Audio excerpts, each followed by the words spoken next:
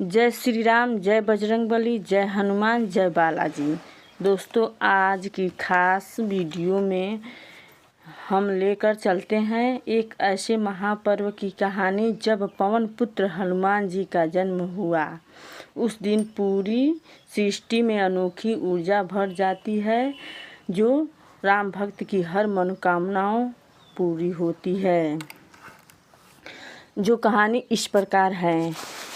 बहुत समय पहले की बात है, जब धरती पर अधर्म बढ़ने लगा और राक्षसों का आतंक चारों ओर फैल चुका था। उसी समय भगवान शिव के अंश में एक दिव्य बालक का जन्म हुआ, जिसे हम आज हनुमान के नाम से जानते हैं।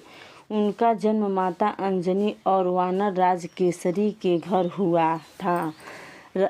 हनुमान जी को पवन देव का भी पुत्र माना जाता है, इसलिए उन्हें पवन पुत्र कहा जाता है। बाल्यकाल से ही हनुमान जी अत्यंत बलशाली, बुद्धिमान और चंचल स्वभाव के थे। एक दिन उन्होंने आकाश में उगते हुए सूर्य को लाल फल समझ लिया और उसे खाने के लिए आकाश में ऊंचा छलांग लगा दी। उनकी यह लीला देखकर सभी देवता आश्चर्यचकित रह गए। सूर्य के पास पहुंचते ही उन्होंने उसे पकड़ने की कोशिश की, जिससे पूरे ब्रह्मांड में हलचल मच गई। इंद्रदेव ने क्रोधित होकर अपने वज्र से हनुमान जी पर प्रहार किया, जिससे वे बेहोश होकर धरती पर गिर पड़े।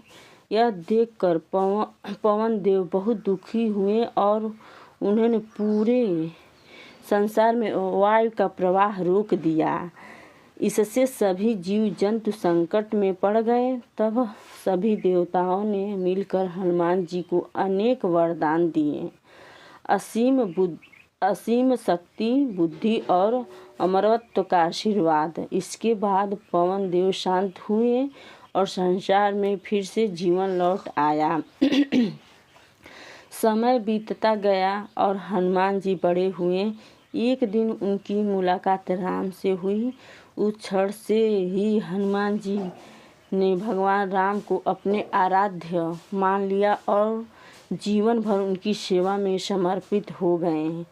जब राक्षस राजा रावण ने माता सीता का हरण किया, तब राम जी ने उन्हें खोजने के लिए वानर की सेना बनाई।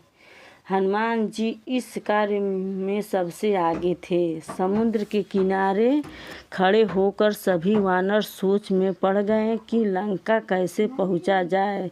तब जामवंत जी ने हनुमान जी को उनकी शक्ति का स्मरण कराया। अपनी असली ताकत को पहचान कर हनुमान जी ने एक ही छलांग में समुद्र पार कर लिया। यह उनके साहस और आत्मविश्वास का अद्भुत उदाहरण है।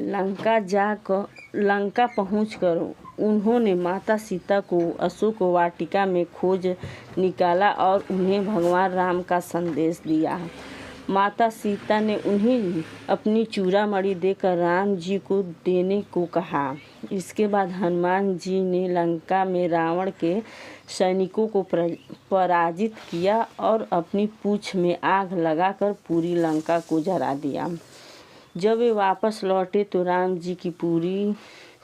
राम जी की सारी बात बताई। उसके बाद राम जी ने वानर सेना के साथ लंका पर चढ़ाई की और रावण का वध कर माता सीता को मुक्त कराया।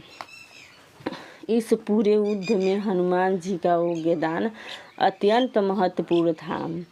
एक और प्रसिद्ध प्रसंग है, जब लक्ष्मण जी युद्ध में घायल हो गए थे और उन्हें बचाने के लिए संजीवनी बूटी लानी थी। हनुमान जी तुरंत हिमालय की ओर उड़ चले, लेकिन सही बूटी पहचान नहीं पाए।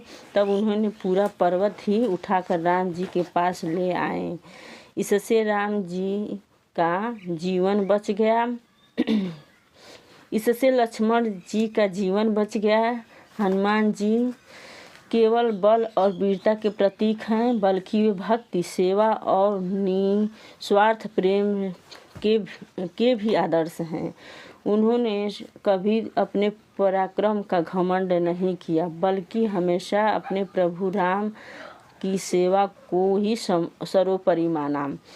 हनुमान जयंती के दिन लोग हनुमान जी की पूजा करते हैं, मंदिरों में जाकर प्रसाद बाँट चढ़ाते हैं और उनके गुणों का स्मरण करते हैं। यह दिन हमें सिखाता है कि जीवन में चाहे कितनी भी कठिनाइयाँ आए, अगर हमारे अंदर सच्ची भक्ति, साहस और आत्मविश्वास है तो हम हर बाधा को पार कर सकते हैं। इस कथा से हमें यह सीख मिलती है कि हमें अपनी शक्ति को पहचानना चाहिए। सच्ची भक्ति और सेवा से बड़ा कोई धर्म नहीं होता। विनम्रता और समर्पण से ही सच्ची महानता मिलती है। हनुमान जी आज भी अपने भक्तों की रक्षा करते हैं और उनकी हर मनोकामना पूर्ण करते हैं। उन्हें संकट मोचन हनुमान कहा जाता है। श्री रामचंद्र की जय, बजरंगबली की जय।